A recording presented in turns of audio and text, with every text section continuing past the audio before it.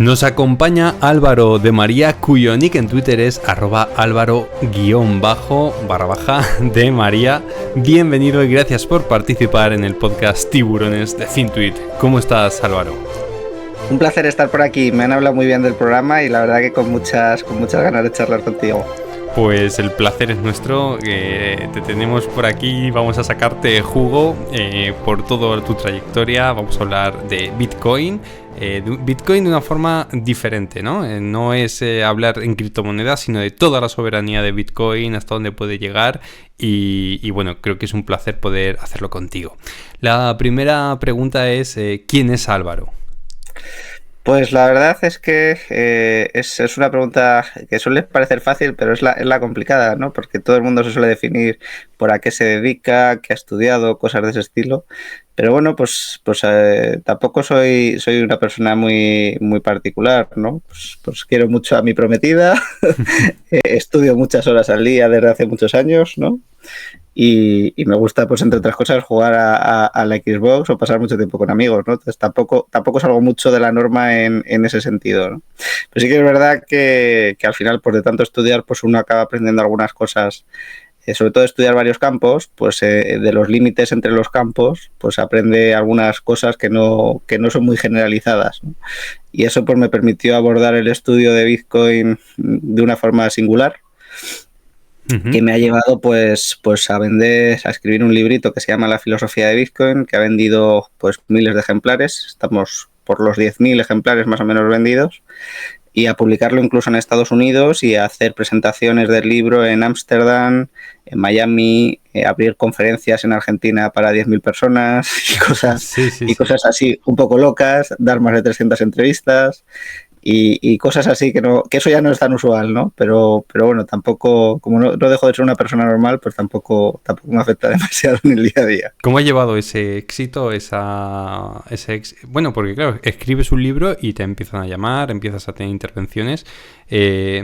¿Cómo ha cambiado en algo tu día a día?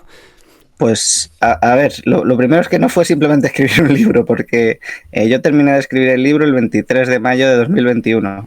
Y claro, yo tenía 26 años cuando lo terminé de escribir, o sea, hace no mucho.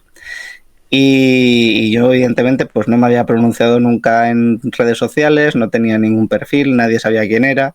Y si alguien llega a tu editorial o a lo que sea y te dice, oye, que un chico de 26 años ha escrito no sé qué sobre el Bitcoin y que quiere publicarlo. Después de la pandemia, que ya había todo el mundo se había puesto a escribir y demás, y las editoriales estaban saturadas, pues no me hizo caso nadie. Cuando digo nadie, es nadie. O sea, estuve 6 meses buscando editorial y nadie me quería hacer caso. Entonces tuve la inmensa fortuna de que le mandé el PDF a un buen amigo ahora, pero en ese momento era el principal podcaster sobre Bitcoin en español, que se llama Lunaticoin. Uh-huh. Y bueno, pues le pilló de buena manera y dijo, pues voy a hacer caso a una persona con 100 seguidores en Twitter y me voy a leer un libro que he escrito. Y nada, la verdad que le encantó, le pareció el mejor libro que se había escrito sobre Bitcoin, y me invitó a su podcast. Y en su podcast pues pedíamos pues que alguna editorial me contactase, ¿no? Y el podcast automáticamente en una semana se convirtió en el segundo podcast más escuchado de su canal. Batió récord de audiencia a lo bestia. Al día siguiente me contactó una editorial, me pidió que, bueno, esa editorial publicaba mediante crowdfunding. Uh-huh. Y bueno, me pedían 3.500 euros y lo recaudamos en una hora. Y recaudamos en una campaña 18.000 euros. Entonces, bueno, la gente se volvió completamente loca con el libro, salimos con casi 1.000 ejemplares en preventa. O sea, fue las cosas estas que salen en las películas, pues así tal cual, ¿no? Fue una auténtica locura, no salía otra cosa en Twitter que la gente con mi libro. Y entonces pues empezamos a escribir entrevistas en el Confidencial, a salir en la tele, en los medios, entrevistas en todos lados. Y han sido 2 años, pues que la verdad que han sido una barbaridad, ¿no? Pues de 0 a 100 totalmente. Y mi vida pues ha cambiado mucho, porque yo en ese momento era auditor de cuentas, trabajaba pues, no tantísimo, pero sí que puntualmente pues trabajaba mucho, como trabajan los auditores de cuentas. Y porque yo, bueno, no lo he dicho, pero estudié Derecho y Filosofía y luego me especialicé en Auditoría y Contabilidad Superior, hice un máster en Auditoría y Contabilidad Superior. Todo muy relacionado, ¿no? Todo súper relacionado. Y entonces, pues nada, me dedicaba a ser auditor de cuentas. y lo dejé, monté una empresa de consultoría de formación de Bitcoin. Y pues nada más negocios relacionados, ser speaker en un montón de conferencias, pero yo que sé, igual he hablado en 20 conferencias, una cosa así. Dar clases en universidades en todo el mundo. La verdad que ha sido una cosa un poco loca, pero bueno, yo al final, como soy muy ordenado, muy natural, muy tal, pues tampoco me ha alterado mucho la vida. Lo único que ahora pues duermo más, trabajo menos y vivo un poco mejor, pero tampoco es que Ni haya tan sido... mal, ¿no? Ni tan mal. Sí, Y sí. bueno, y ahora la gran noticia, ¿no? Pues este año voy a publicar, sale ahora en el 24 de enero con Grupo Planeta el libro, que la verdad que es una firma muy importante, en ediciones Deusto, en tapa dura, en la tapa de lujo, y la verdad que pues todos los que queráis seguir apoyando esta aventura, pues bienvenidos sois. La verdad que el libro ha gustado mucho. ¿Tienes por ahí Y el libro? Que lo veamos. tengo por Sí, aquí ¿no? el librito, Sí, muy bien. que lo podéis ver Búscalo por así. ahí. Desenfoca un poquito por el Es una tema del... portada Sí. un poco reconocible porque es una obra de arte muy interesante que hizo un amigo mío. Sí. Y luego, bueno, lo publiqué también en Estados Unidos con Bitcoin Magazine, que es un grupo editorial con 3 millones de seguidores en Twitter, que es una barbaridad. Y la verdad que muy, muy contento. Muy, muy Muy bien. contento de Pues poder estar en enhorabuena, este Álvaro. libro y sintiéndome pues muy querido, la verdad, y muy apoyado por toda la gente, porque la verdad que yo soy el típico don nadie al que de golpe le llegó el apoyo de una comunidad y que sabe lo que es el poder de las redes sociales y el poder de los cambios de era ahora mismo que estamos viviendo, ¿no? Es alucinante tener en un móvil, ¿no? Todo el acceso que tenemos a tanta información pública. Pública quiere decir que la gente desinteresadamente lo pone en conocimiento, y saber aprovecharlo, o bien por golpe de suerte o bien por estrategia, te puede llevar, como es tu caso, a poder dejar un trabajo o ganar unos ingresos extra que pueden estar muy bien, ¿no? Que te pueden cambiar prácticamente la vida y mejorarte bastante porque te dedicas a tu pasión, ¿no? Entonces es tremendo, ¿no? Yo creo que no nos hemos visto en estas nunca, yo creo que en la historia de la humanidad.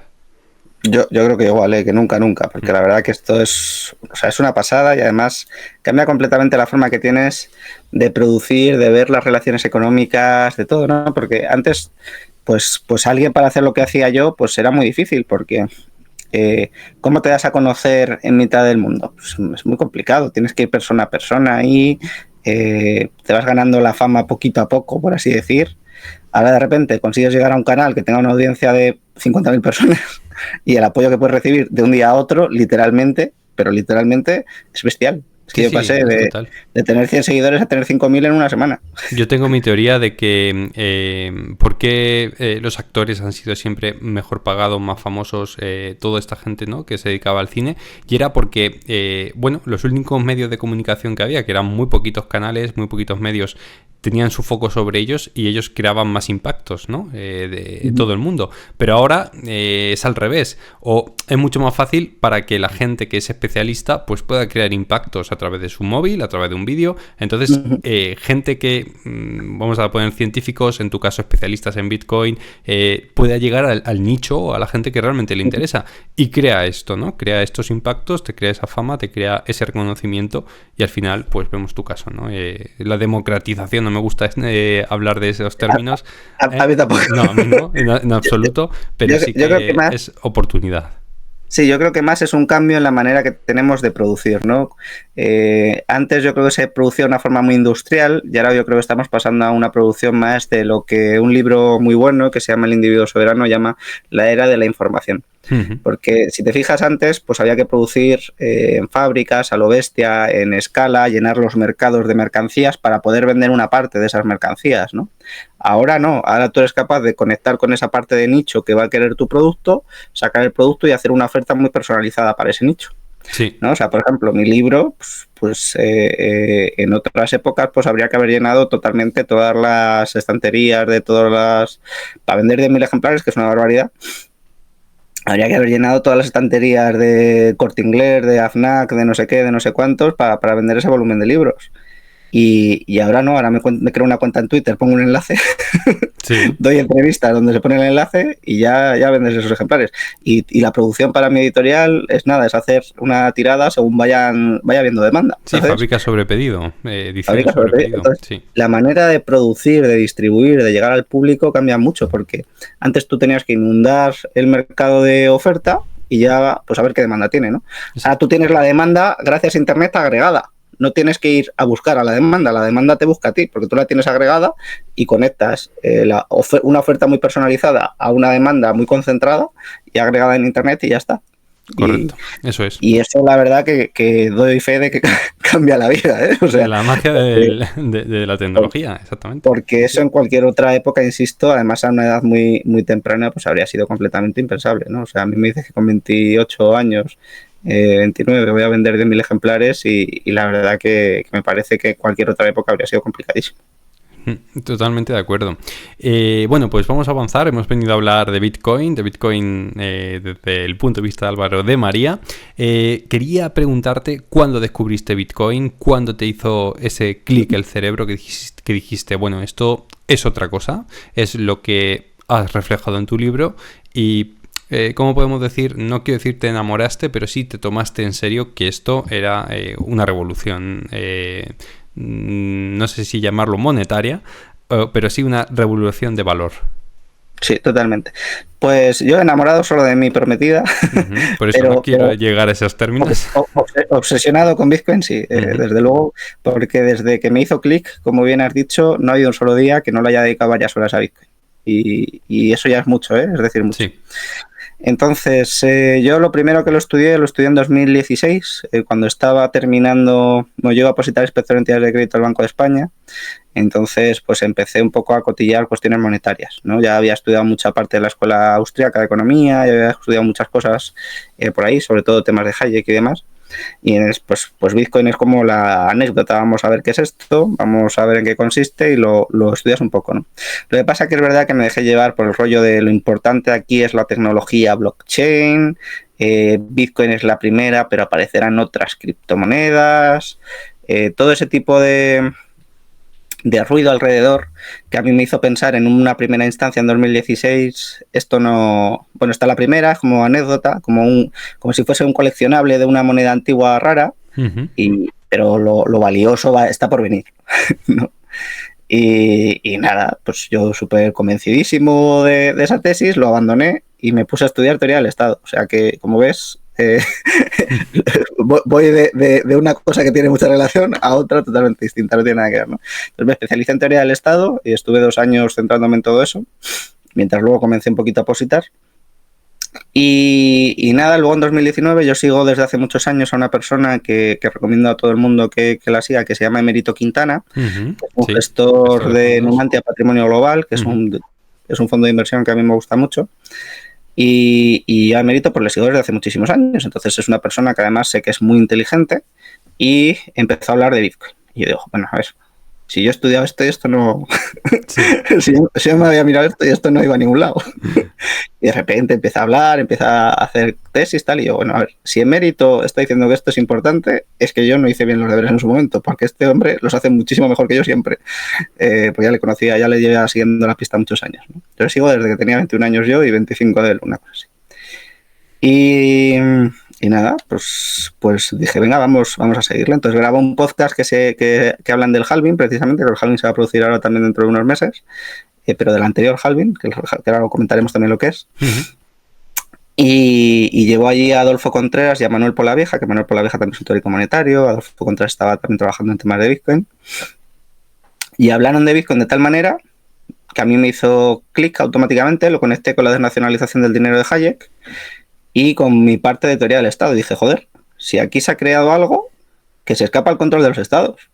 Y es la primera vez en la historia en la que podemos tener un tipo de propiedad que se sale de la lógica de la violencia, de la capacidad de que alguien me quite a mí lo mío por la fuerza. Sí, de coacción, de que es lo que tiene ahora mismo la moneda fiat, ¿no? No tiene más que confianza y coacción, no tiene ningún otro respaldo detrás, físico, ¿no? Desde que se perdió el patrón oro en 1971.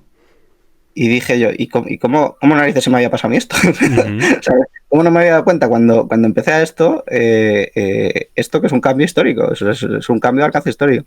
Entonces me obsesioné completamente y estuve, pues eso, que si este programa es de 2018, pues estuve 2 años obsesionado, 6-8 horas al día, estudiando todo lo que caía en mis manos sobre Bitcoin, todo lo que encontraba en blogs, todo lo que encontraba en vídeos, porque, que ahora lo comentaré también, pues el sector tradicional del académico tiene un rechazo a Bitcoin que le da pánico. Entonces nadie ha estudiado Bitcoin en el sector académico. Yo provengo de la academia fuerte. ¿Y Además, por soy qué crees investigador que en... es eso? ¿Porque no lo entienden o porque no quieren entenderlo o porque hay una directiva que te dice esto no?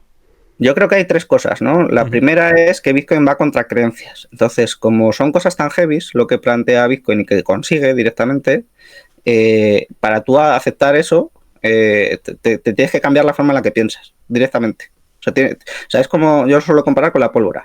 Si a ti te vienen en la Edad Media y te dicen un polvito negro, va a tirar las murallas, va a acabar con los ejércitos de caballería, nos va a obligar a reorganizarnos en otro tipo de sociedades. Entonces, este tío se ha fumado un porro. Ujú. Pero es que no, o sea, es un polvo negro, ¿cómo va a hacer eso? Claro, hasta que tú no lo ves, no Claro. caes, no caes en que eso efectivamente puede ser posible. Hasta que no ves a un cañón derribando una muralla, no dices, ahí va, que este loco tenía razón, ¿no? Vaya zambombazo, sí. Pues con Bitcoin pasa un poco lo mismo. Hasta que no lo ves, pues, pero ¿cómo va a haber una propiedad fuera del Estado? ¿Cómo va a haber eso? En cuanto quieran, los Estados acaban con ello, ¿no?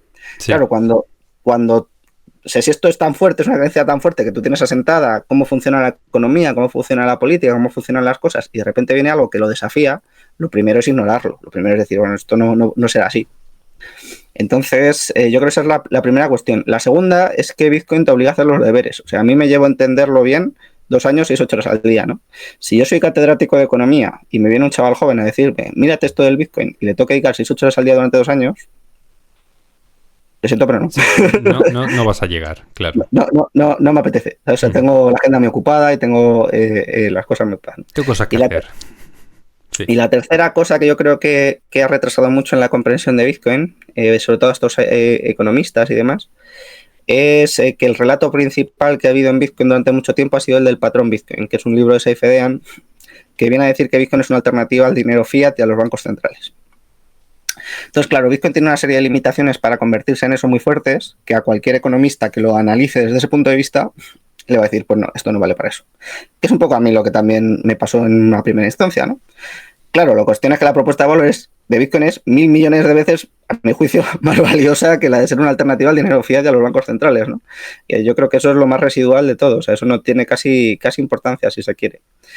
Entonces, nada, me obsesioné durante ese tiempo, estaba con unos amigos charlando y comentándoles este tema de Bitcoin. Y digo, joder, si yo ya lo tengo muy dominado y a cualquiera que lo quiera entender, yo se lo explico en una tarde y lo entiende. Y dice, bueno, ¿por qué no escribo un libro y lo explico? ¿No?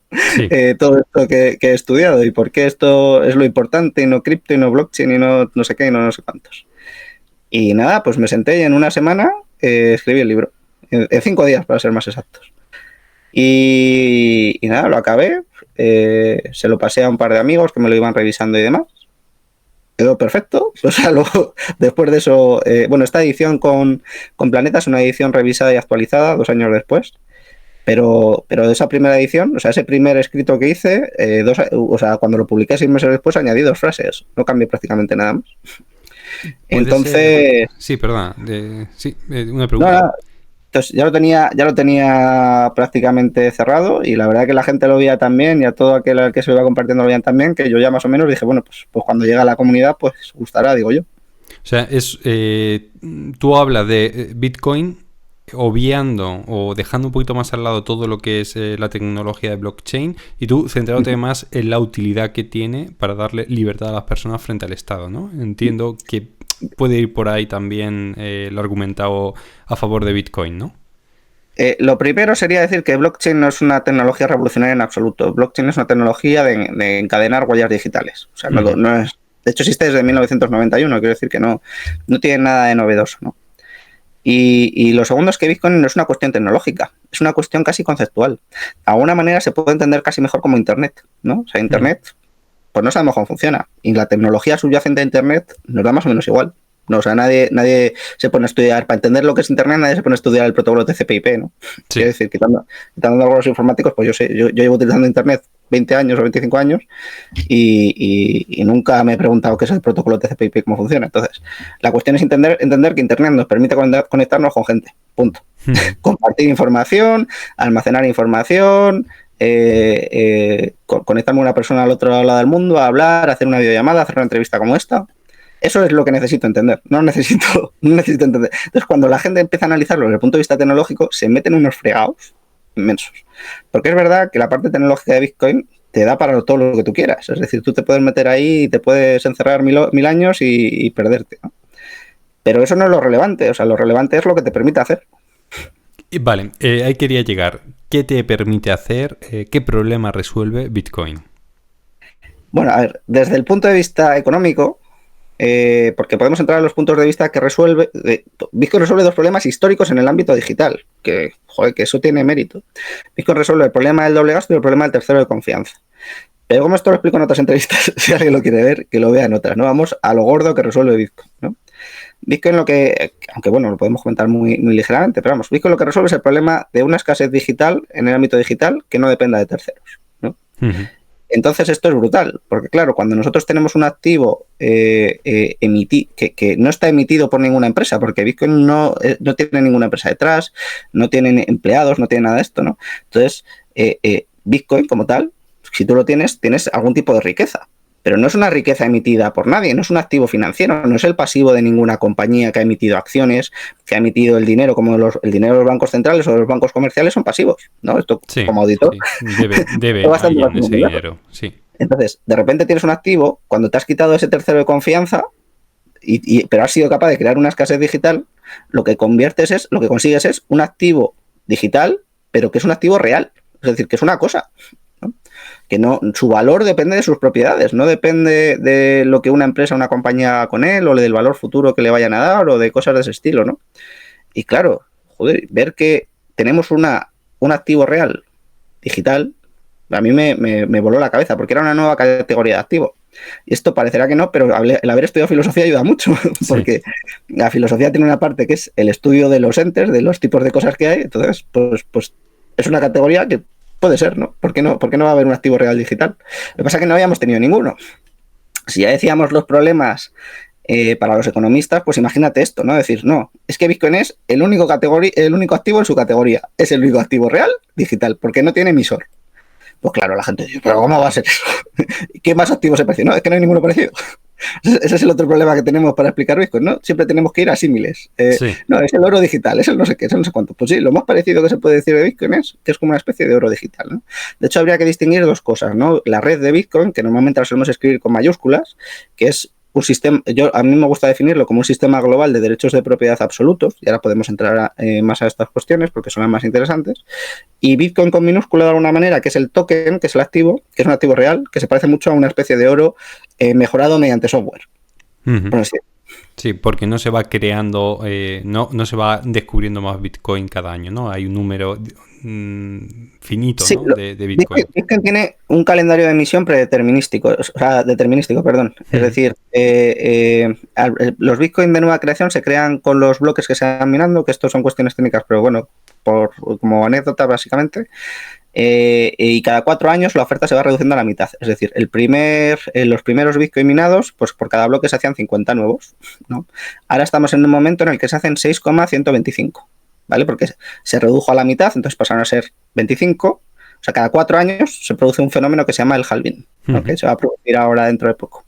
Entonces pasaron de ser 50 a ser 25, a ser 12,5, ahora estamos en el periodo de 6,125 y 6,25, perdón, y vamos a pasar ahora a 325. O sea, que empieza a crearse escasez, ¿no? Claro, o sea, de hecho este año que entra este halving, Bitcoin por primera vez va a tener una inflación, un incremento de la oferta menor a la del oro, porque el oro tiene un incremento de la oferta del 1,6 del 2% y Bitcoin este año por primera vez va a tener un incremento de la oferta menor. Uh-huh. Y dentro de otros 4 años pues volverá a dividirse a la mitad, así hasta que se terminen de emitir los 21 millones. Ujú. Que más o menos pasará por 2140. Pero de alguna manera es como encontramos el primer cargamento de oro, el año a los 4 años el cargamento lo encontramos en la mitad, a los otros 4 años en la mitad, así hasta que se acaba la emisión de oro. Y punto, y ya ese es el oro que queda. O sea, va a haber un momento en el que no se va a producir más. Es lo que hay. Eso. Y ahí, claro, empezará la demanda, la demanda y el precio, pues posiblemente se dispare. Pero como al final el mercado, la información que ya está dada la descuenta, pues podemos dar por hecho que ya hay 21 millones de unidades. Porque ya, sí, por eso, ya directamente hay 21 millones de unidades. Ya es lo que hay. Se cree como se cree o vaya ofertándose año tras año, ¿no? Sí, de hecho, incluso hay una cosa muy curiosa, ¿no? Porque sí. claro, esto es muy importante entenderlo, ¿no? Bitcoin, el mayor cambio que hace en la historia, y por lo que yo me he hecho famoso, que es por haberme dado cuenta de eso, sí. es... A ver, que otros habrían dado cuenta antes que yo, lo que pasa es que nos habrían puesto nombre, ¿no?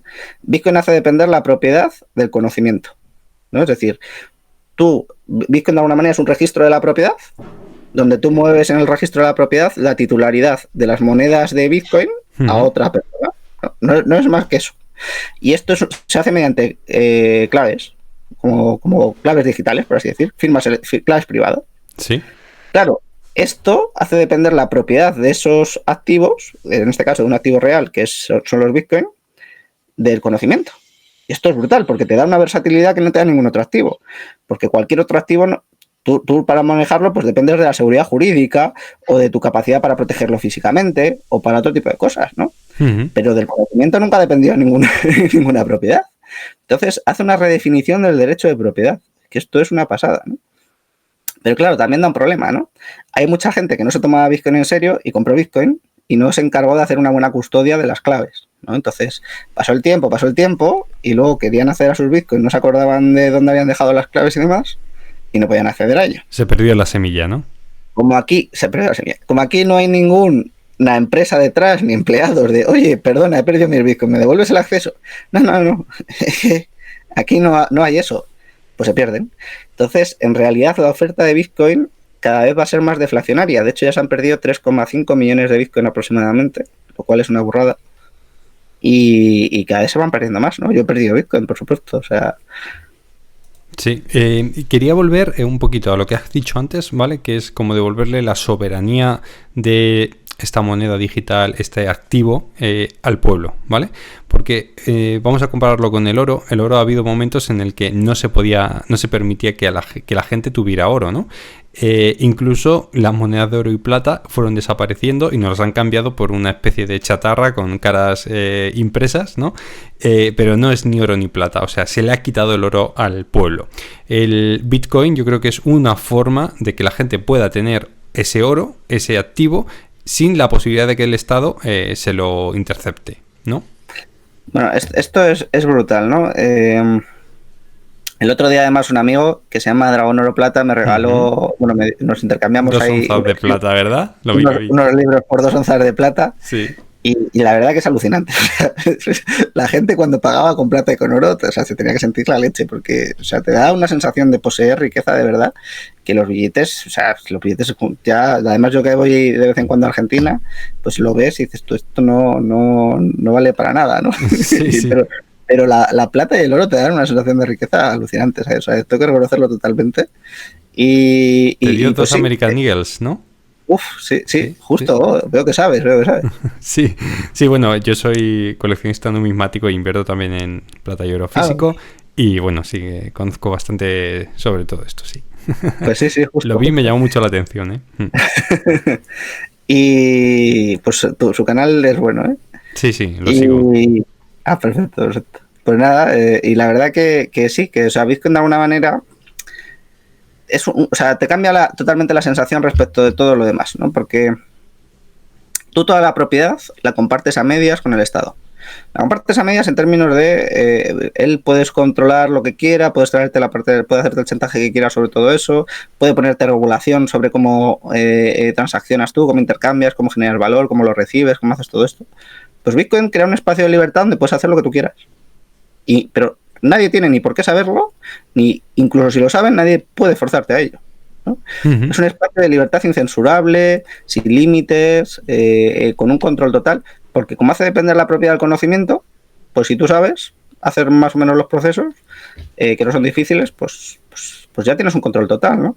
Sí, llevar 12 palabritas en la cabeza te hace tener esa soberanía de decir, nadie puede quitarme este valor, ¿no? Claro, entonces es una manera de... yo creo que Bitcoin tiene dos propuestas de valor principales y una residual, ¿no? Que las podemos comentar. Entonces, de alguna manera, esta redefinición del derecho de propiedad con un activo con una escasez absoluta, porque ya una vez la sabes, ya es absoluta, ¿no? Te da, y no dependiente de terceros, que esa parte es muy importante, pues te da un control sobre la riqueza como no habías tenido antes, ¿no? Entonces te permite tener algo que es un secreto, un patrimonio secreto, portátil, inconfiscable. Y eso no te lo da ningún otro activo. O sea, el oro, Roosevelt, con la orden de ejecutiva 6102, si mal no recuerdo, confiscó el oro a los estadounidenses. En Estados Unidos, Estamos hablando de Estados Unidos. 1930 creo que fue, ¿no? 30-31, sí. Entonces, de repente tener un activo que no puedes ser sometido a ningún tipo de ese tipo de cosas, que es totalmente portátil, que puede ser, y digo puede ser porque si no haces adecuadamente los deberes, puedes cometer errores de privacidad. Pero Bitcoin permite completamente la privacidad, ¿no? Otra cosa es que tú sepas hacerlo o no, pero bueno, para eso pues hay muchas formaciones, yo también doy formaciones en mi empresa, pero bueno, que hay 80.000, no hago publicidad de eso.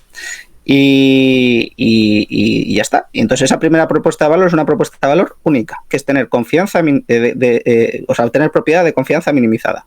Tú puedes tener ahí toda la riqueza que tú quieras, sin que nadie sepa que la tienes, sin que nadie te la pueda quitar, sin que nadie, totalmente portátil, tú se la puedes dejar en herencia a tus hijos sin que nadie se entere. O sea, empieza a cambiar todo, que tú lo ves y dices, ¡wow!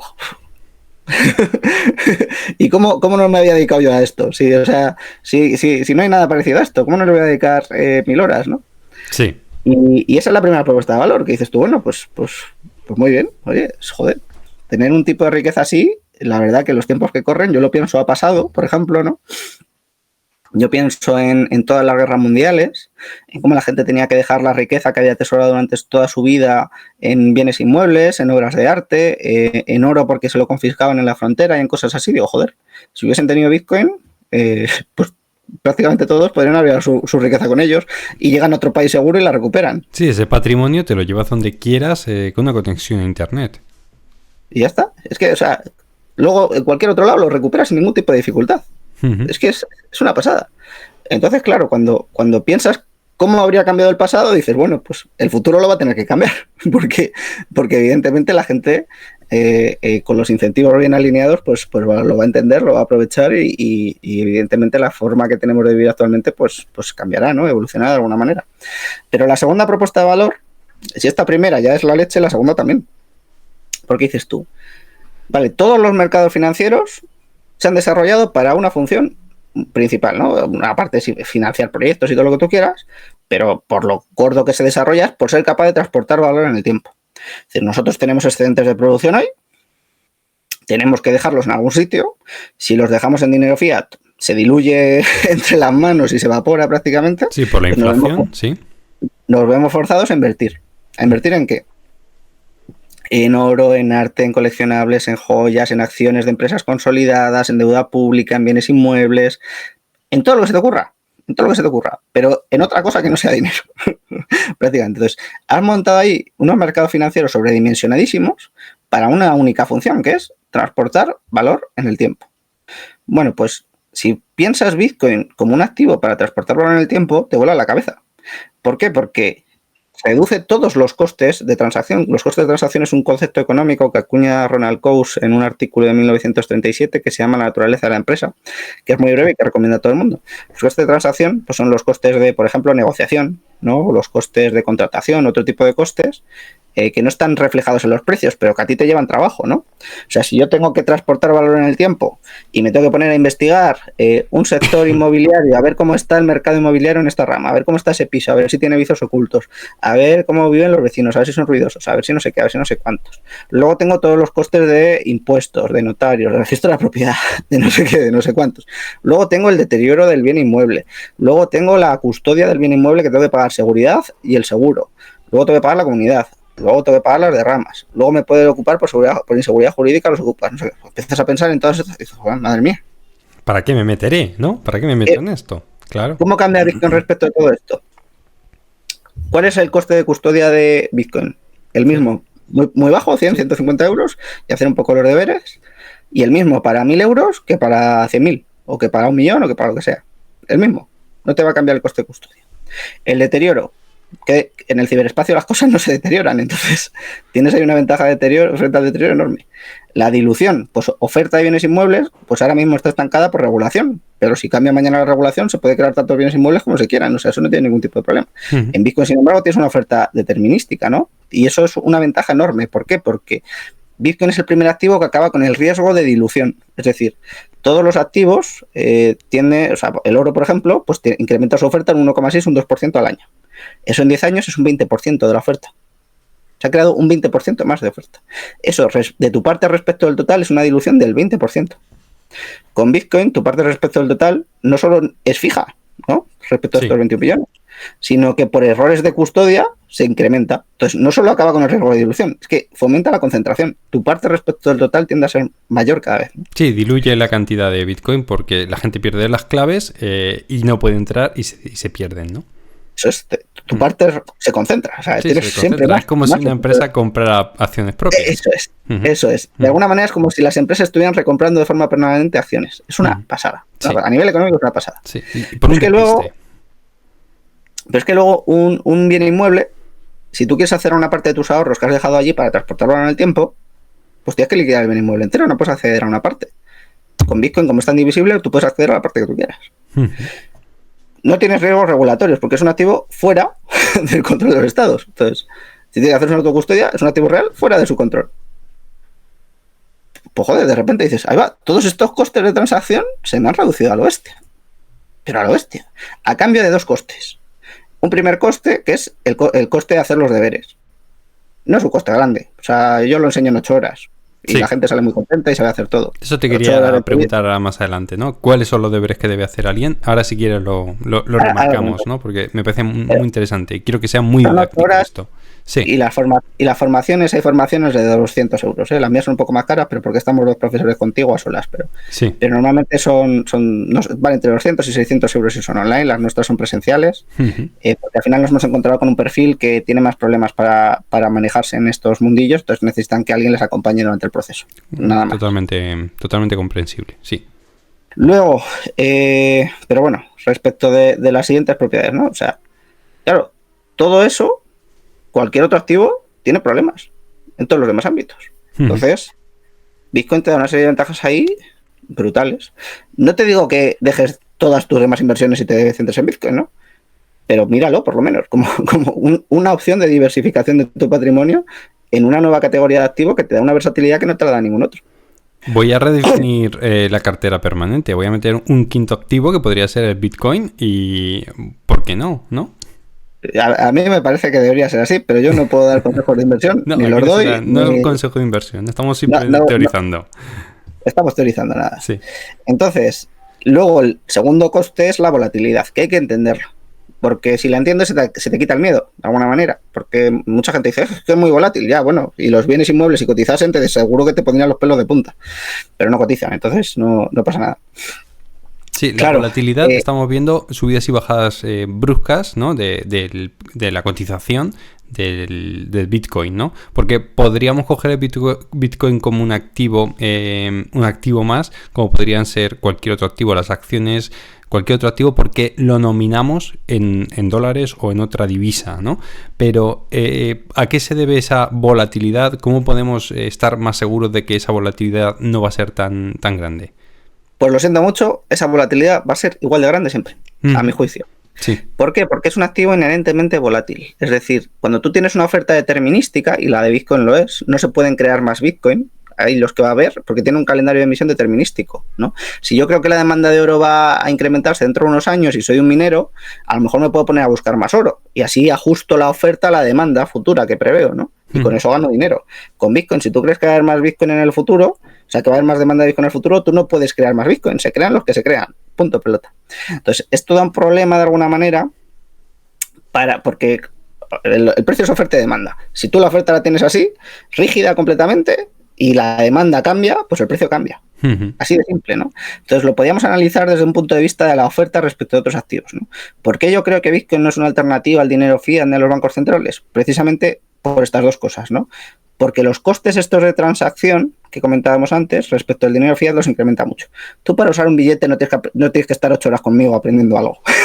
Lo usas y se acabó, ¿no? Entonces eso pues es muy fácil. Pero además el dinero fiat, como la oferta se puede ajustar muy bien a la demanda, porque incrementar la oferta, pulsar un botón, es mucho más estable en el tiempo. Aunque el valor se diluya, los euros no cambian en una semana todos los precios respecto del euro un 10%. Sí, lo estamos viendo. Imprimen más billetes cuando la cosa se pone fea y retiras un poquito. Exacto, y retiras un poquito cuando la demanda cae, ¿no? Sí, haces inflación y de esa manera, pues podríamos decir que retiras o bajas el valor de esa masa monetaria. Ajustas o no, pero puedes hacerlo, ¿no? Con Bitcoin no. Entonces, por eso yo creo que Bitcoin no es una alternativa al dinero y por eso todos los economistas que se han centrado en verlo de esa manera han metido la gamba. Y claro. Sí, que tengo una pregunta, sí. Sí, entonces, estas dos cosas hacen muy difícil que sea una alternativa, pero si os fijáis, claro, la volatilidad es muy mala para los agentes insolventes. Es decir, si yo tengo compromisos de gasto a lo mejor para el mes que viene de 5.000 euros, ¿no? Y tengo 5.000 euros ahora. ¿Es buena idea que lo meta en Bitcoin? No. ¿Por qué? Porque es un activo inherentemente volátil y si baja un 70% en estos meses, pues he metido la gamba hasta porque no voy a poder pagar mis compromisos de gasto. Si yo tengo una posición solvente, si yo tengo capacidad de hacer frente a todos mis pagos a corto y medio plazo y tengo un excedente, ¿dónde aparco esa riqueza? ¿Dónde la meto? Pues Bitcoin reduce mucho todos los costes frente a todos los demás activos, ¿no?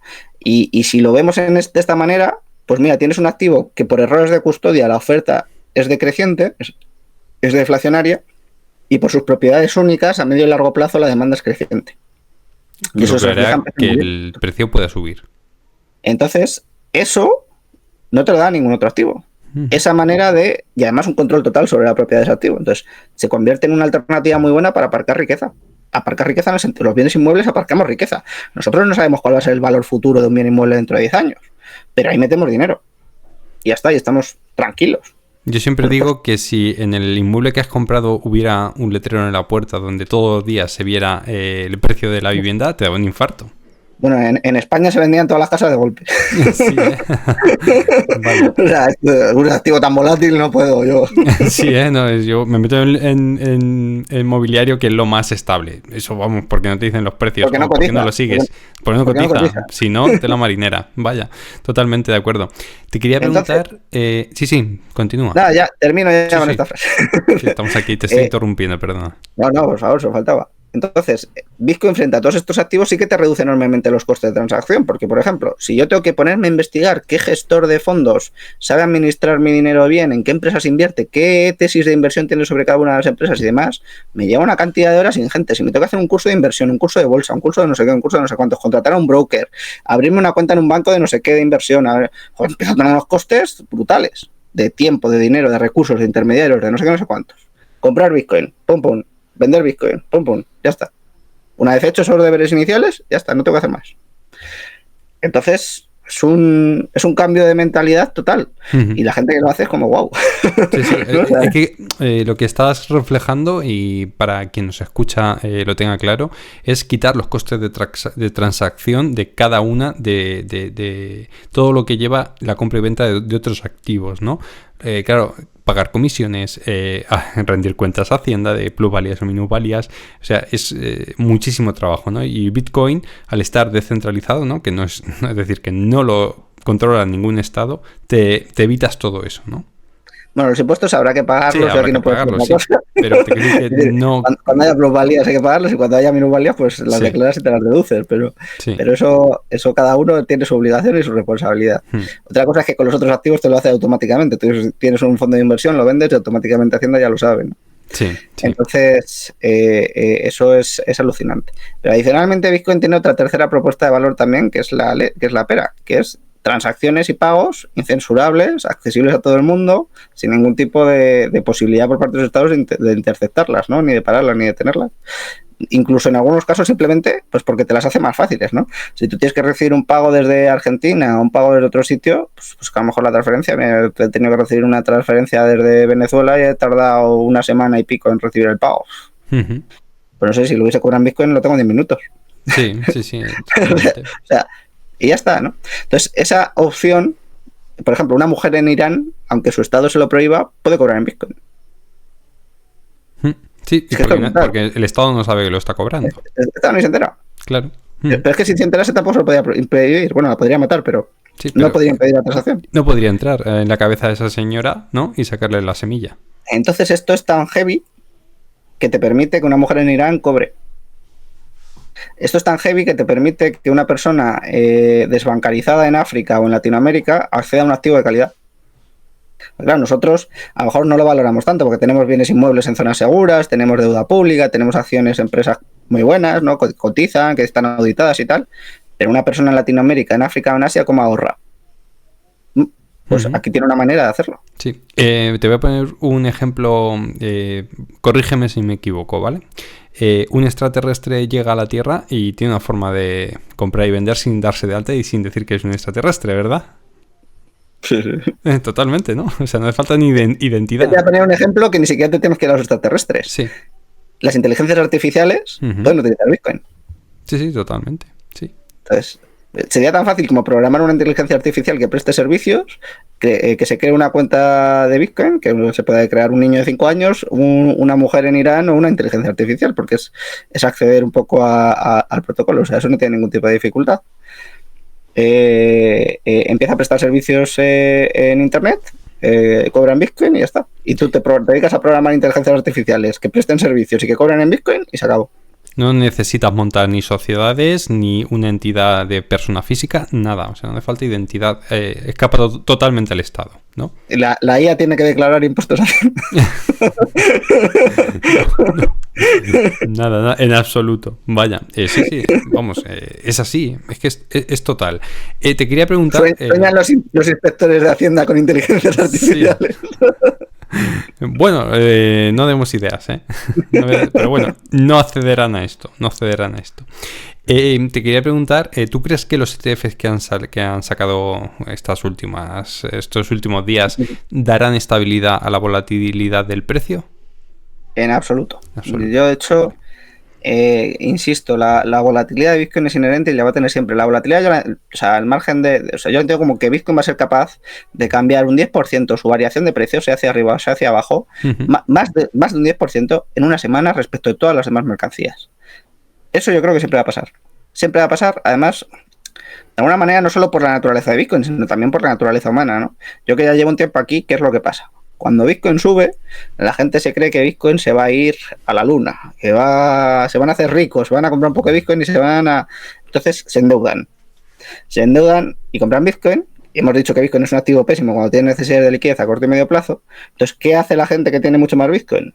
Pues sabe que esta gente se empieza a endeudar, venden Bitcoin, les liquidan a todos y les compran Bitcoin más abajo. Entonces, como eso es una cosa de la naturaleza humana, además de la naturaleza de Bitcoin, pues todavía va a tener más volatilidad. Y le pasa siempre, porque en cuanto Bitcoin empieza a subir fuerte, la gente dice, me forro, se van no sé cuántos, se apalancan, se endeudan, compran Bitcoin y luego son liquidados irremediablemente con un sufrimiento horroroso y pasan por ahí y es lo que hay. Es decir, entonces yo creo que eso siempre va a pasar. Sí. Y hay que aprovechar esa volatilidad para comprar barata, ¿no?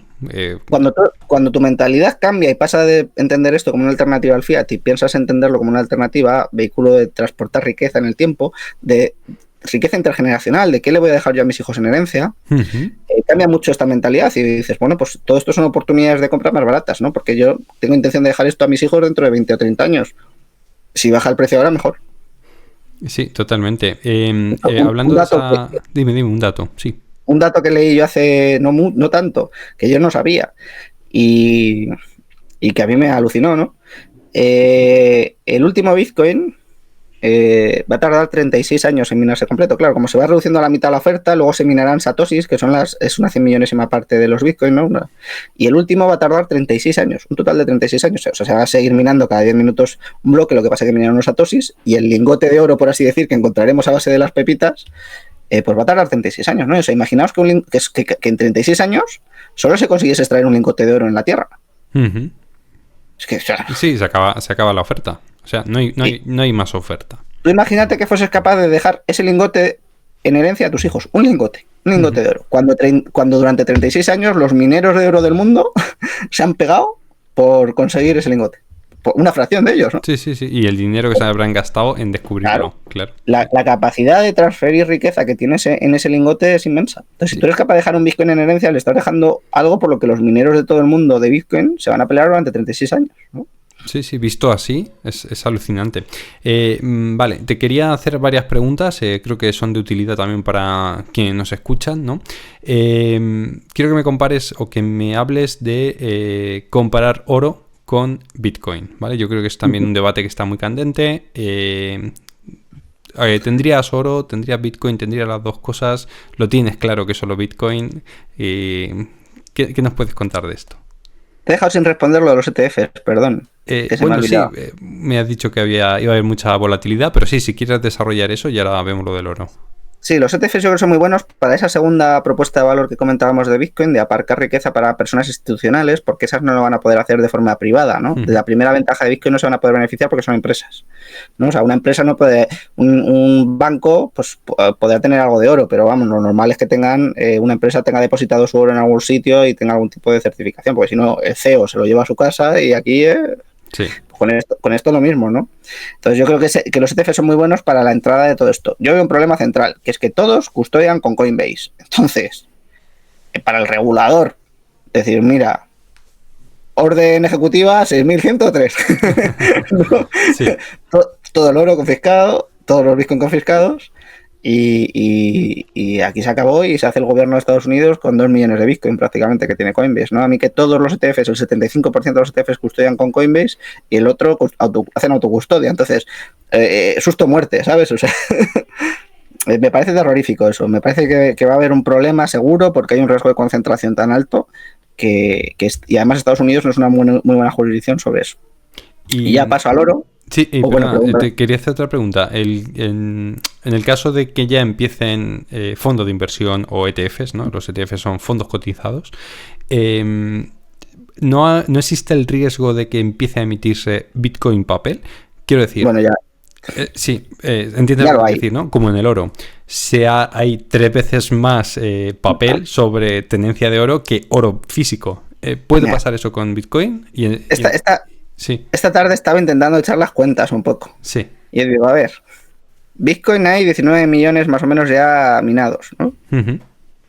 De los 21. Entonces quedan unos 2 por emitir. En autocustodia hay unos 11. Se han perdido 3,5. Uh-huh. Satoshi tiene otro. 1 millón más o menos.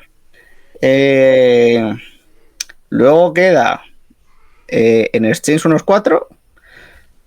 Ya los gobiernos tienen algunos confiscados y dices tú, a ver, espérate porque alguien está haciendo trampas aquí. Porque ya empieza a haber más Bitcoin de los que realmente... ya no me salen tan bien los números, ¿no? O sea, si Coinbase solo tiene 2 millones más o menos, uh-huh. Binance tendrá otros tantos, pues a mí me faltan Bitcoin por todos lados. Sí. O sea, empieza a quedarse Bitcoin papel y eso es un peligro. Yo sobre todo temo mucho los préstamos que se puedan estar haciendo, ¿no? Porque la verdad que, o sea, yo estoy bastante metido en el tema de custodia institucionales y de soluciones para institucionales y las comisiones que dan en Estados Unidos, vale que son empresas grandes y que se lo podrán permitir un tiempo y lo que tú quieras, pero una comisión del 0,3 para un fondo de inversión es imposible, o sea, por ETF es imposible. Pero en Bitcoin es absolutamente imposible. O sea, solo para la compra es que para la compra y para la venta ya no te salen los números. Claro, ya no hay Bitcoin. Y tienes que meter la custodia, el fee, los gastos de la gestora. O sea, tienes que meter una cantidad de gastos que es imposible. Entonces, ETFs de esas características en Europa, en Suiza más en concreto, porque en Europa no hay, prestan los Bitcoin y están metidos en sus prospectos. Estos custodian todos con Coinbase. Si Coinbase les ha ofrecido esas condiciones, yo me temo lo peor.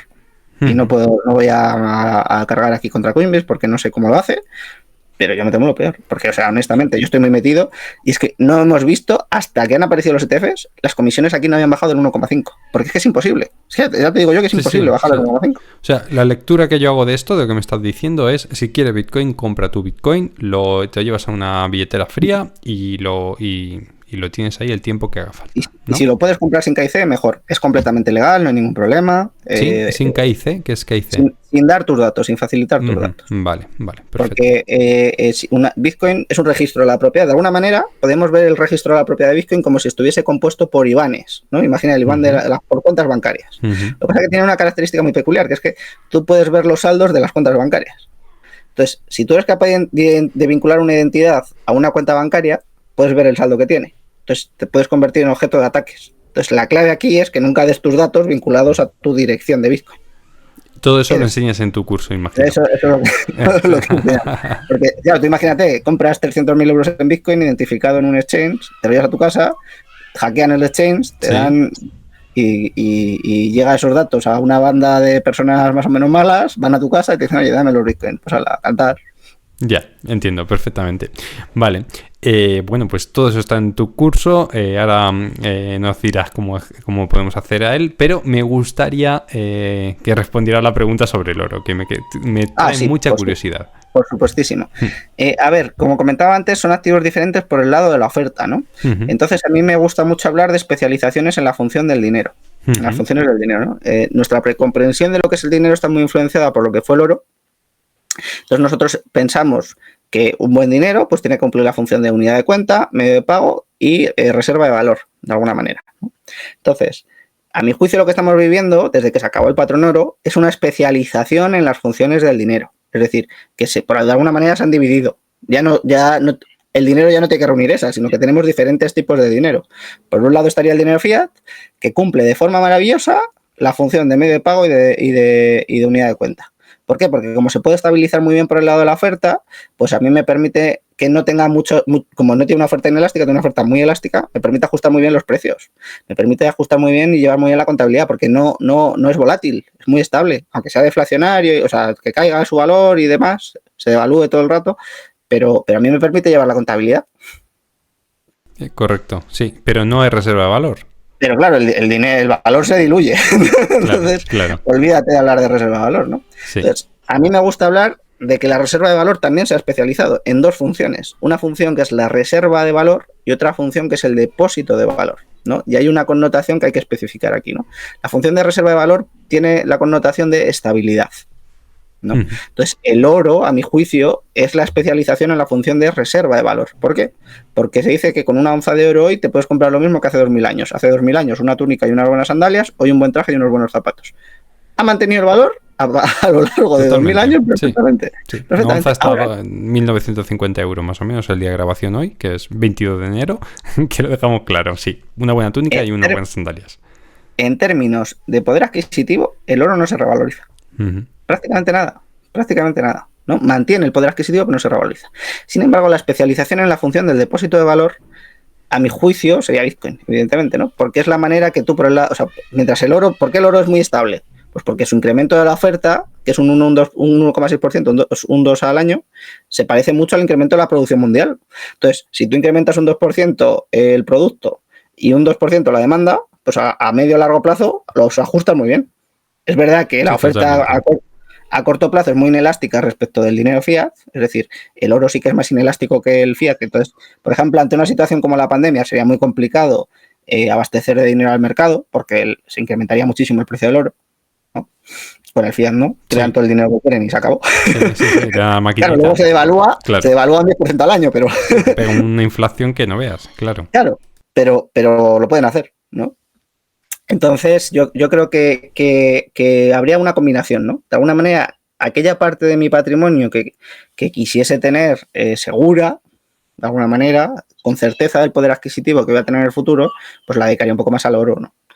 Y la parte un poco más que quisiese transmitir intergeneracionalmente, pues la dedicaría un poco más a Bitcoin. ¿Qué porcentaje? Tú harías esa combinación de oro y Bitcoin, ¿verdad?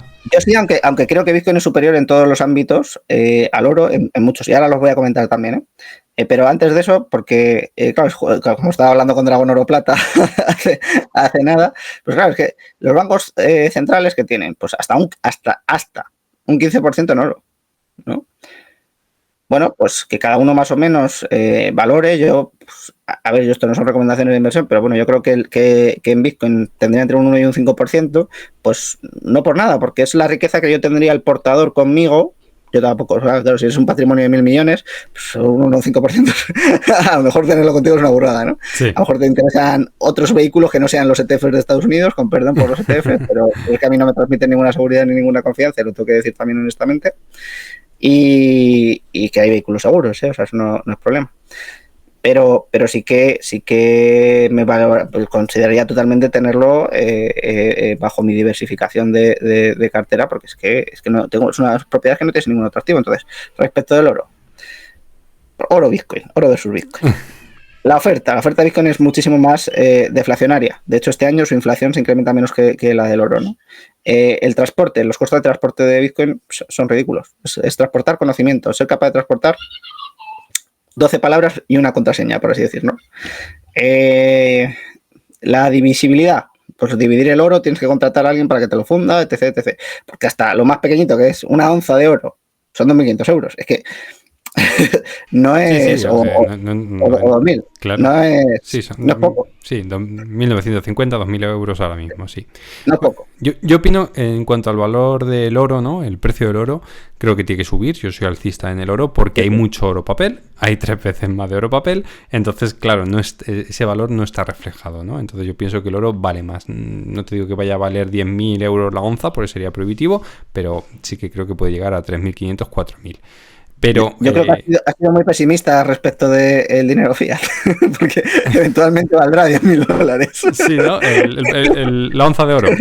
A ver, cuando se acaba el patrón oro, bueno, el patrón oro de Nixon no era un patrón oro estricto, era un patrón donde solo el dólar estaba respaldado por oro y todas las demás monedas tenían un tipo de cambio respecto del dólar, ¿no? Tipo de cambio fijo. Sí. Y en ese momento, una onza de oro se cambiaba por 35 dólares. Si tú a un estadounidense le dices la onza de oro dentro de 50 años va a costar 2.000 dólares, pues te dice, tú estás loco. Pero pues ya está, ya estamos. Sí, totalmente, directamente, sí. Vaya. Muy bien, bueno, vamos a avanzar, que aquí estamos hablando de esto muchísimo. Te quería hacer otra pregunta, ¿vale? Vamos a ir ya acotando preguntas. Quiero que me expliques o me des tu opinión. Bitcoin versus otras altcoin o criptomonedas. ¿Merece la pena tener otras criptomonedas o te centrarías solamente en tener Bitcoin? Bien, yo creo que aquí son cosas... Mis hijas que se escucharán, perdonar, pero es la hora del baño y estamos aquí grabando. Esa es la bendición de un buen padre de familia que exactamente, tiene. Sí. Estoy aquí un poquito nervioso porque no quiero molestar a la audiencia, ¿no? Pero bueno, disculpadme. Si alguien se molesta a la audiencia, lo siento mucho, pero eso es a lo que debemos aspirar todos. Soy un papi. a que nuestras hijas nos interrumpan en los podcasts. Correcto. Entonces, pues sí, a ver, lo primero, son de naturaleza diferente. Como comentaba, Bitcoin es el único activo real digital. Eso significa que de alguna manera es como comparar el oro con las acciones. ¿Por qué el resto de criptomonedas no se parecen en nada a Bitcoin? Porque tiene un emisor. Así de sencillo. O sea, el valor de esas criptomonedas va a depender de lo que las empresas, fundaciones, creadores, etc., le den al activo. Igual que en las acciones. ¿Una acción por qué vale? Porque una empresa produce flujos de caja, trabaja, aporta valor a la compañía y eso se ve reflejado en sus acciones. ¿Por qué vale el oro? Por las propiedades que tiene el oro. Escasez, fácil de verificar, de transportar, etc, etc. Maleabilidad. Tiene una serie de propiedades que lo hacen muy valioso. Bitcoin tiene una serie de propiedades que lo hacen muy valioso. Claro, creo que has respondido muy bien. O sea, no es de nadie el Bitcoin, ¿no? Y sin embargo, las demás criptomonedas, llega Elon Musk y se crea su criptomoneda, su token y, claro, y hay propiedad. Cualquiera, ¿no? Pero la cosa aquí es, yo no digo que el resto de criptomonedas no tengan valor. Yo digo que habrá que analizar cada una como se analiza una empresa. Sí. Ahora, ¿dónde aparcaría riqueza? ¿En una startup o en oro? ¿No? Sí. Pues con Bitcoin lo mismo. Queda totalmente muy bien explicado. Sí, te agradezco. Te agradezco muchísimo esas diferenciaciones, porque yo creo que es donde está el valor de esta explicación.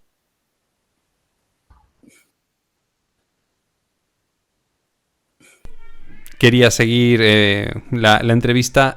Bueno, Bitcoin frente a los estados. Sé que aquí te puedes alargar muchísimo, pero me gustaría que dieras tu opinión, ¿no? Cómo ponerle coto legislativo a esos estados, qué es lo que se puede hacer con Bitcoin frente a los estados. Bueno, ya que lo primero, como he dicho al principio de la entrevista, yo dejé de estudiar Bitcoin en 2016 para centrarme en teoría del Estado. Es decir, yo luego me especialicé en teoría del Estado, ¿no? Y luego volví a Bitcoin porque me di cuenta que era lo primero que se escapaba al control de los estados en 500 años.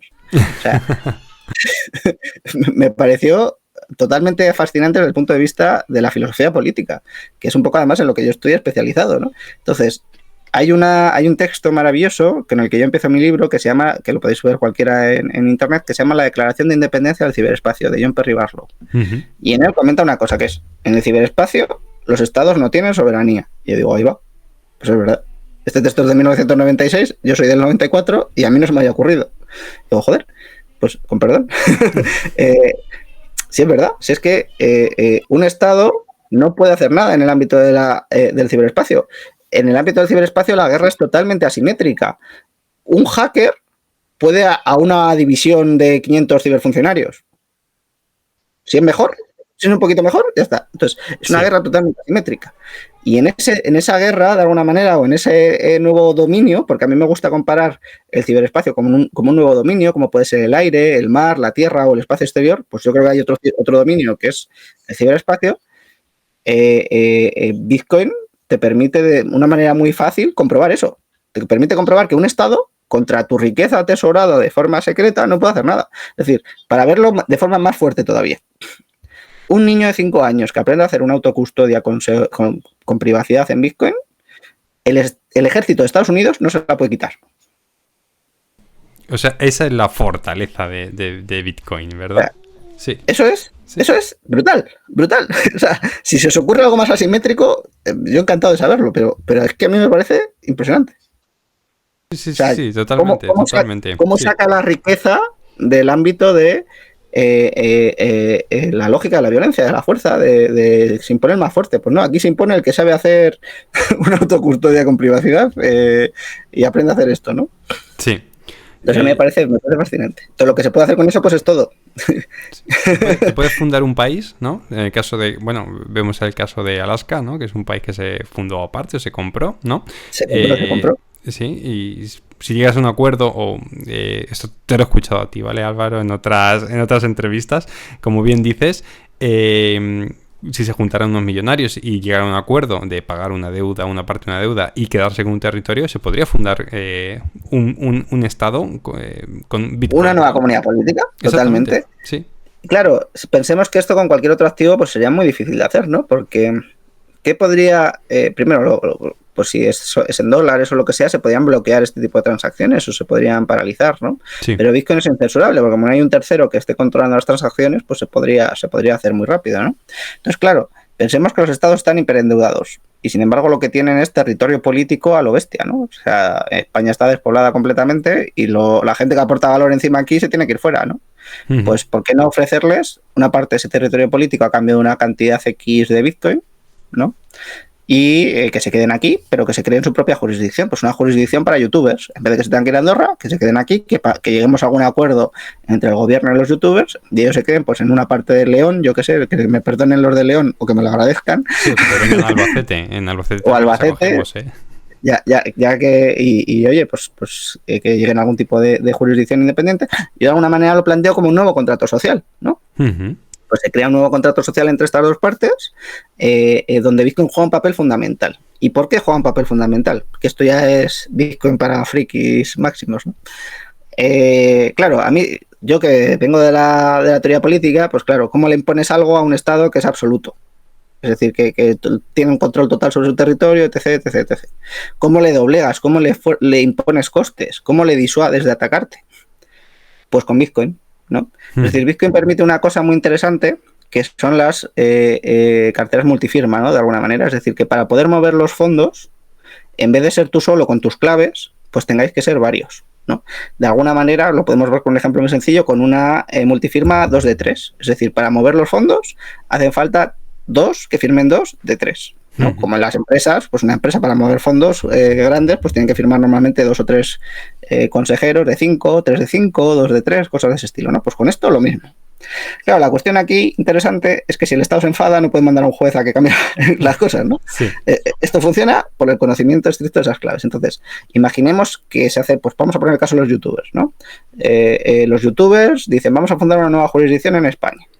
Se va a llamar, yo qué sé, Ibailand, o como queramos llamarlo, ¿no? Vale. Y de ahí nos vamos a regir por nuestras normas, vamos a fundar nuestra propia democracia, no vamos a estar excluidos, pues como están las bases militares de Estados Unidos en suelo español, que ahí no hay jurisdicción española, sino jurisdicción estadounidense, pues igual, ¿no?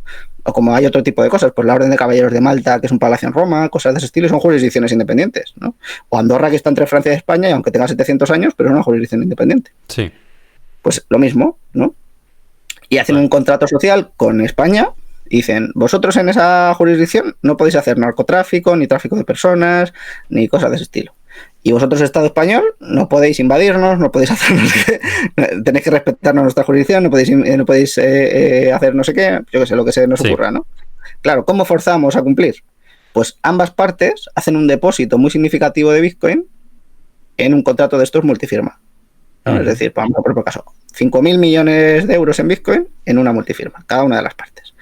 Y se da una tercera firma a un árbitro de arbitraje internacional. Las empresas de arbitraje internacional son como jueces privados de mucho prestigio, ¿vale? Es decir, hay firmas de arbitraje en Londres, en Luxemburgo, en determinadas jurisdicciones muy prestigiosas y se dedican a litigar entre este tipo de casos, ¿no? Se podrían buscar otras soluciones, ¿no? Pero esta es la más fácil para entender la propuesta. Entonces, nada, sería tan sencillo como, en caso de disputa, oye, hemos pactado unos tributos, ¿no? Los youtubers tienen que pagar 1.000 millones a España todos los años en impuestos. Si no los pagan, pues vamos al juez y el juez habilita un movimiento de pagar esos 1.000 millones al Estado español. Claro, hacen 2 partes con el juez y entonces habilitan esa transacción. Firman 2 de 3, firma el Estado y firma el juez, sí, y le dan los 1.000 millones al Estado español. Que es al revés, que es el Estado español el que de alguna manera ha vulnerado ese contrato y les ha pedido otra cosa o no les ha prestado unos servicios que habían contratado. A lo mejor habían contratado servicios de bomberos o de hospitales por esos tributos que pagaban, por ejemplo, ¿no? Y no se los han prestado, pues se van ellos a incumplimiento de contrato, se justifica, se les paga a ellos.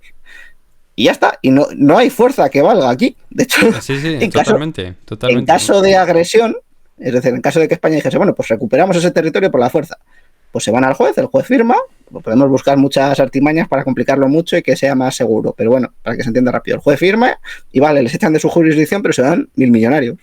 Sí, se van a otro país, pero se van el patrimonio consigo. Correcto, exactamente. Entonces, es una forma, es una forma de imponer costes a los estados. Claro, sí, es alucinante. Bueno, esto podríamos estar hablando muchísimo tiempo, ¿no? Sí, pero yo creo que la idea ha quedado plasmada y hasta ahí llega el Bitcoin. Os estaréis dando cuenta, quien nos está escuchando, que no estamos hablando de blockchain, de la red de Ethereum ni nada de eso. Estamos hablando de la filosofía Bitcoin, que es como se llama tu libro.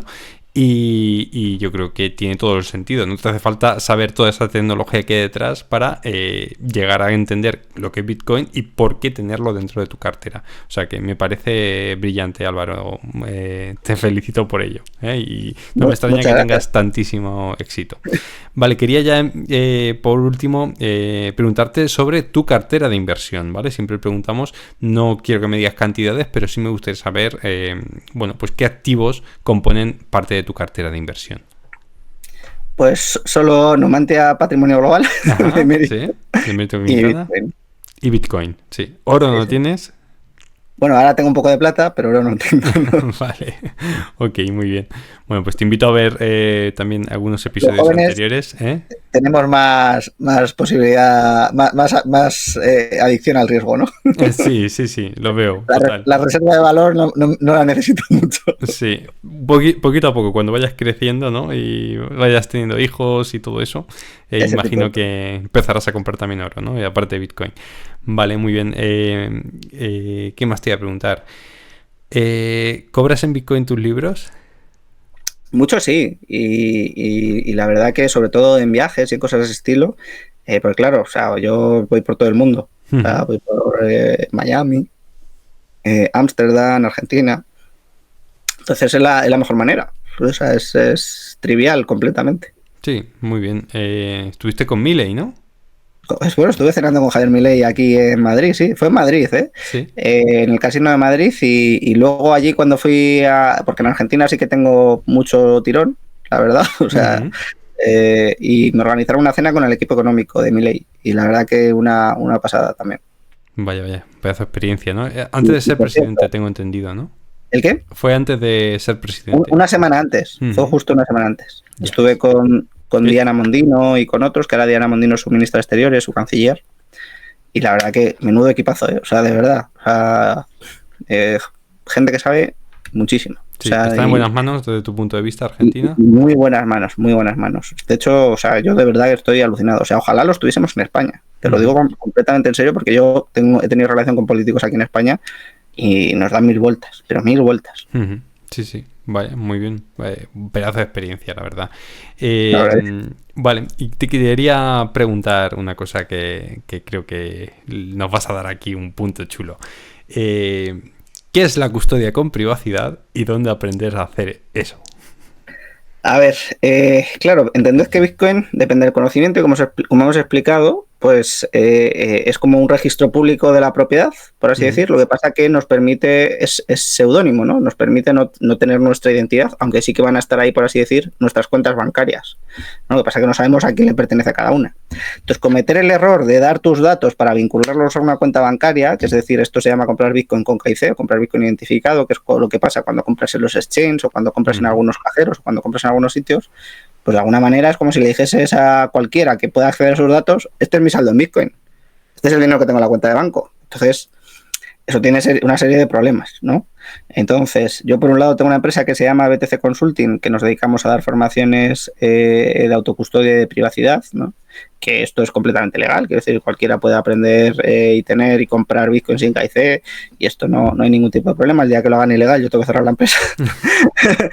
Pero bueno, de momento no hay ningún tipo de problemas, al revés, genera mucho interés, también genera interés en sectores institucionales, es decir, a mí pues yo hablo en la Cátedra Extraordinaria de Derecho Militar, a mí me invitan los militares a hablar, no hay enemistad de momento, sí. Ni me miran mal, y al revés, la verdad que guardo muy buena relación, pues yo que sé, he estado debatiendo con Miguel Ángel Fernández Ordóñez también, y ahora él está muy metido en el tema de CBCs, de hecho me invita a desayunar de vez en cuando, tengo relación con gente del Banco de España, con gente de todas las instituciones, o sea que de momento no es una cosa ni siquiera que te miren mal, al revés, quieren saber de qué va, quieren aprender, porque pues ellos se dan cuenta de que no saben, porque se lo miran un poquito por encima y dicen, a ver, que le hacen caso por ahí fuera, a ver si nos estamos perdiendo algo. Sí, Miguel Ángel Ordóñez, que era el Banco gobernador de España, del Banco de España. Gobernador del Banco de España. Bueno, fue ministro, sí. Secretario de Estado de Hacienda, de Industria, de un montón de cosas y luego también gobernador del Banco de España. Sí, es correcto. Además, en unos años complicados para España, 2006 y 2012. Sí, que vendieron muchísimo oro, por cierto, ¿eh? Vende todo. Sí. De hecho, Dragón Oro Plata me preguntó que le dijese qué pasó con eso. Sí, ¿no? Sí. Y a qué precio se vendió y todo eso, pero bueno. Bueno, más o menos se sabe, ¿no? Que eran a 700 y pico euros onza, ¿no? Creo que estaba. No lo sé. Sé que había algunas dudas ahí sobre a quién se vendió, cómo se vendió y cómo se hizo todo eso. Sí. Pero bueno, yo tampoco le voy a preguntar al señor, que es un señor mayor. No está para sustos, ¿no? No está para sustos. Y luego también vamos a lanzar ahora un curso, porque es verdad que las formaciones pues están un ingeniero de software conmigo mientras que las damos, entonces es verdad que son un poco más para perfiles, un poco más, pues, gente que tenga patrimonios más o menos importantes y que quiera aprender un poco de nuestra mano, pero para hacerlo un poco más asequible también vamos a sacar una formación ahora con los locos de Wall Street, que lo podéis encontrar en su página, que va a ser de Bitcoin completa, que os dejaremos el enlace también abajo para que os apuntéis si queréis en la pre-reserva. Y ahí pues vamos a tener un curso completo de Bitcoin, que la verdad que es una pasada, porque he conseguido, yo soy un poco el coordinador de la parte de los profesores, y la primera parte la doy yo, que es un poco toda la parte conceptual, que son unas 10 horas más o menos de parte conceptual y demás. Luego viene un profesor del IE, que se llama Gael Sánchez Smith, que se dedica, que tiene... pues él sabe un poco más de inversión en Bitcoin, de pillarle los timing y todas estas cosas que yo evidentemente no tengo ni idea porque no lo he hecho nunca, es decir, nunca me he dedicado a seguir gráficas ni a saber cuándo es buen momento ni cuándo es malo, compro y ya está. Es una reserva de valor a largo plazo. No sigo ningún tipo de estrategia, si me preguntáis, más allá de cuando puedo compro y se acabó, no tiene más magia, pero bueno, él sí que se dedica a eso profesionalmente.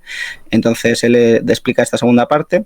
Luego la tercera parte es la parte de fiscalidad y legalidad, que la da José Antonio Bravo Mateu, que es un fiscalista bastante reconocido del sector y que también pues es un problema, ¿no? Porque yo en mi empresa también nos dedicamos a dar asesoramiento fiscal, a contable y todo este tipo de cosas, y es verdad que con todo el tema de Bitcoin siempre hay problemas, hay líos, porque la gente no ha hecho bien las cosas, no sabe.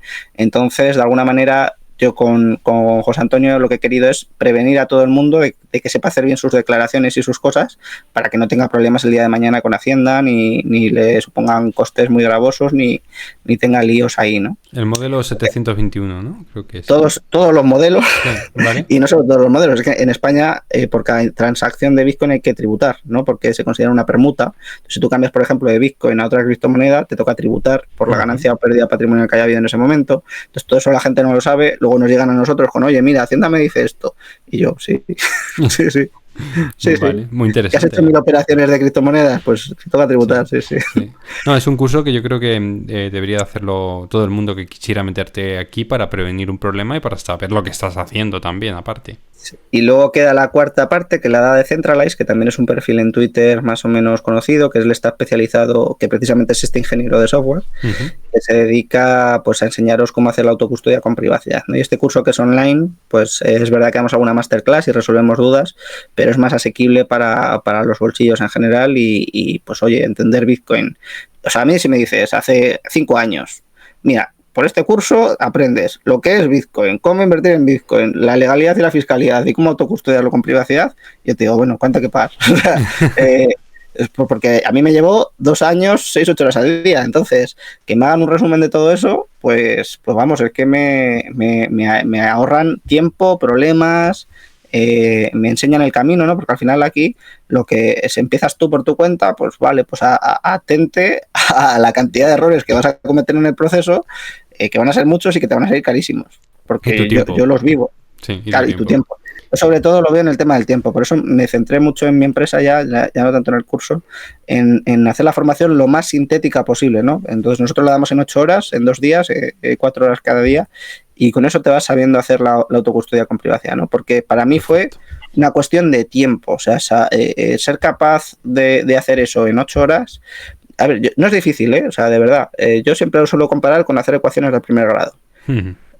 Nadie piensa que hacer ecuaciones de primer grado es difícil. Y sin embargo, antes de hacer ecuaciones de primer grado, tienes que aprender a sumar, a restar, a multiplicar, a dividir y luego a hacer ejercicios. Pues esto es exactamente lo mismo. Tienes que aprender 5 o 6 conceptos, el marco conceptual de Bitcoin, cómo funciona eso, que eso me dedico a explicarlo yo todos los días de mi vida. Entonces, ya lo tengo un poco trillado. Y luego a hacer los ejercicios en base a esos conocimientos y utilizar un par de herramientas, que son una hardware wallet y una wallet de escritorio. No es nada más. Sí, o sea, es la billetera fría, ¿no? Y expliqué. Es una billetera fría, sí. Y otra que te permite hacer una gestión con privacidad que se llama Sparrow Wallet. O sea, que esa es gratuita completamente, se la puede bajar cualquiera y puede aprender a utilizarla. Y es la mejor que hay y fomenta mucho la... Creo que te has caído un segundo. Nos hemos caído ahí. Sí, estábamos hablando de la Sparrow Wallet, perdona. Sí. Que nada, con Sparrow Wallet puedes hacer una parte del proceso, ¿no? Que es toda la gestión de las direcciones. Y es muy útil porque te permite mantener muy bien la privacidad, es una wallet muy orientada hacia la privacidad, es una wallet de escritorio. Pasa que es verdad que para la generación de la semilla pues no es la recomendable, ¿no? Para la generación de estas palabras que te permiten tener el control, lo mejor es una hardware wallet o una cold wallet, ¿no? Que se llaman un poco así. Sí, una billetera fría. Vale, pues ya estamos terminando y te quería preguntar ¿cuál es el precio de ese curso, del de Locos? El de los locos va a salir ahora porque no está cerrado todavía el precio, pero sí que está la posibilidad de la pre-reserva, ¿no? Porque son cursos con plazas limitadas, porque al final los que tenemos que atender a las dudas y las preguntas somos humanos, y como nos pongamos un curso que para 5.000 personas, pues morimos, ¿no? Exacto. Entonces lo único que sí que se irán haciendo varias ediciones al año y no sé qué precio saldrá, pero no será un precio muy caro, será un precio más asequible. Ok, ¿y tu curso personalizado de tu empresa, de BTC? ¿Cómo es? Sí, el personalizado son 2.000 euros. Nosotros es verdad que, pues bueno, somos 2 al final los que estamos ahí y son presenciales, ¿no? Entonces, es verdad que podemos hacer una modalidad online también, aunque bueno, al final yo me quedo tranquilo cuando lo hacemos presencial, porque de alguna manera nos aseguramos, vemos en directo que estáis haciendo todo el proceso con nosotros y nos aseguramos de que os vayáis sabiendo hacerlo todo, ¿no? Y sobre todo que ahorramos mucho tiempo. Entonces yo creo que eso es lo más valioso de todo, que es joder, pues saber hacer esto en 8 horas. Es que te pones por delante de gente que lleva escuchando podcast de Bitcoin 4 años. Sí, luego y haciendo pruebas en ordenador, claro. Y no se han atrevido, o lo han hecho con una wallet del móvil, o lo han hecho así, y tú en 8 horas les has adelantado a todos. Por algo que yo creo que es ridículo, ¿no? Porque al final, si no vas a invertir una cantidad más o menos significativa en Bitcoin, pues es que ni te merece la pena tampoco hacer todos esos deberes o todos esos ejercicios, ¿no? Sí. Yo que sé, para meter 50 euros o 100 euros o 200 euros, pues tampoco lo hagas. Y si vas a meter una cantidad mínimamente significativa, pues por la potencial revalorización te interesa hacer esos deberes. Entonces yo creo que es calderilla para el que lo quiera hacer, y para el que no lo quiera hacer, pues que no lo haga. No, bueno, y veo que tenéis 2 tickets, ¿no? El de Locos de Wall Street, que va a ser más sí, mucho más económico, mucho, o sea, al final va a ser un curso un poco más amplio, ¿no? Sí. Es verdad que pierde la parte personalizada, porque al final pues no estás encima de la gente, y es verdad que hay mucha gente que pues le da vergüenza preguntar o le da cosas de ese estilo, y para eso hacemos las otras formaciones, ¿no? Sí. Pero para alguien que sea más o menos autodidacta y demás, el curso de los locos va a ser perfecto. Vamos, y yo insisto, creo que es de las mejores cosas que vamos a hacer, porque es que vamos a llevar Bitcoin a miles de personas y además aprendiéndolo. O sea, no solo lo que es, no solo un podcast explicando lo que es, que ya he dado 300 entrevistas, sí, sino a enseñar a utilizarlo, a enseñar cómo declararlo a Hacienda, a enseñar cómo invertir en él. Yo creo que esas son cosas que la gente puede valorar mucho y que no hay prácticamente nada en el mercado, de verdad. O sea, ya sí, me gusta. Totalmente. Ya me gustaría a mí, pero lamentablemente yo, que soy un chaval de 26 años, que publicó el libro, pues soy el que va tirando un poquito y demás, pero no hay tanto, es que no hay, de verdad, ya me gustaría a mí, porque, insisto, yo de hecho, en mi libro, que también estoy montando cosas académicas más profesionales, para que haya artículos, por ejemplo, científicos sobre Bitcoin. Uh-huh. Porque yo estuve durante 2 años trabajando en el pabellón de gobierno de la Universidad Complutense de Madrid, y llevaba las revistas científicas, que tienen como 70 revistas científicas y cosas así. Y cuando escribí mi libro, pues tengo que citar hilos de Twitter, ¿no? ¿Por qué? Pues porque ni una revista científica de todo el mundo se ha puesto a publicar artículos serios sobre Bitcoin. Entonces, a mí me toca citar un podcast aquí, un hilo de Twitter aquí. ¿Y qué hago yo si es donde he encontrado la información buena, ¿no? Claro. Pues también estamos trabajando ahora en un proyecto que se llama el Instituto de Filosofía y Economía Bitcoin, para poder publicar artículos académicos y que la gente pues pueda encontrar la información que yo no tuve cuando me puse a hacer todo esto en un paper académico, porque si vas con un hilo de Twitter a un catedrático de economía, pues también es normal que te diga, oye, pero tú quieres que te tome en serio. Pues yo entiendo que para establecer ese diálogo con el resto de instituciones, pues también necesitamos ese tipo de profesionalización, ¿no? Sí, otra muestra más de que la tecnología va por delante de la institución, totalmente, ¿sabes? Sí, totalmente. Vamos, y Bitcoin, además, como no paran de sacar innovaciones y cosas así, te tiene con el agua al cuello, o sea. Sí, totalmente, pero bueno, ahí estáis vosotros para dar ese punto de normalización y de llegar a todo el mundo. Enhorabuena, Álvaro, y ha sido un placer que estés aquí con nosotros. Ya para terminar, te voy a preguntar, ¿cómo crees que será nuestra pensión en un futuro? Nuestra pensión. Sí. Bueno, a ver, yo voy a cañonazo limpio, ¿te das cuenta?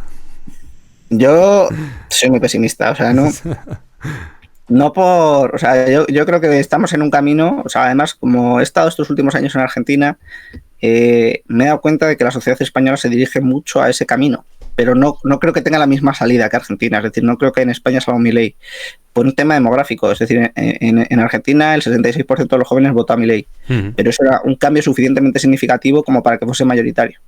En España los jóvenes somos minoría totalmente, y lo vamos a seguir siendo los próximos 20, 30 años. Entonces, yo creo que en España ese cambio no se va a dar. Entonces, las pensiones durante mucho tiempo pues se van a comer buena parte del presupuesto, y a los que se queden aquí en España les van a sangrar impuestos. Entonces, yo creo que eso va a hacer sostenibles las pensiones en España durante un tiempo, pero después lo que se va a quedar es un nivel de deuda impagable completamente, pero vamos, impepinablemente. Vamos, yo es que me pongo negro con estas cosas, porque Me acuerdo del año pasado la deuda pública española al 2%, mientras la estadounidense al 5%, digo yo. A ver, esto muy de mercado no me parece. O sea, llámame loco. Sí, totalmente. Pero muy de mercado no me parece. Sí. Entonces ese tipo de cosas yo creo que a futuro pueden causar muchos problemas y que nos lo terminemos comiendo nosotros, y entonces pase como en Argentina y como en otros países, que los fondos de pensiones sufran mucho, que las pensiones públicas se recorten mucho, y incluso, o sea, y en términos estrictamente de Estado. Es decir, si yo soy un Estado y necesito dinero y veo fondos de pensiones, pues los confisco, los embargo. Sí, hasta ese punto, ¿no? Y que te embarguen el oro también, ¿no? O les pongo impuestos al 50%. ¿no? Sí. Entonces, yo es ahí donde digo, bueno, pues mira, pues una alternativa más, tener aquí tu autocustodia con Bitcoin y vas atesorando riqueza ahí, y si la necesitas en el futuro, pues la deshaces un poquito y ya está. Oye, te vas a un país más económico y desde allí, pues y ya vives. está. Sí. Entonces, yo ese tipo de cosas sí que es verdad que, o sea, yo no creo que las pensiones como tal quiebren porque vayan a dejar de pagar, porque al final el Estado tiene capacidad de extraer riqueza a sus ciudadanos. Y mientras pueda hacer eso con las empresas y demás, pues lo va a hacer. Entonces yo creo que seguirán pagando, se devaluarán por inflación, se harán todo lo que tú quieras, pero seguirán pagando. Ahora llegará un momento en el que con esas pensiones no puedas hacer, o sea, como ya pasa, ¿no? O sea, un joven, de hecho lo comentaba esta mañana en Twitter, ¿no? O sea, un ingeniero que en España que gane, vamos a ser muy generosos, 2.000 euros al mes netos, y vive en Madrid, ¿qué le queda neto, limpio? 500 euros de renta disponible al mes. Sí, por el coste de vida. Alquiler, coche, gasolina, seguros, impuestos, comida. Es que estoy siendo generoso con que le queden 500 euros al mes. Sí. ¿Qué haces con 500 euros? Pues yo me voy a ir al estado ese que queremos llevar a cabo, que con aprovecha ahora que tienes este tirón, que alguien te escuchará y dirá, no lo veo mal, y no es ninguna tontería. Yo estoy convencido.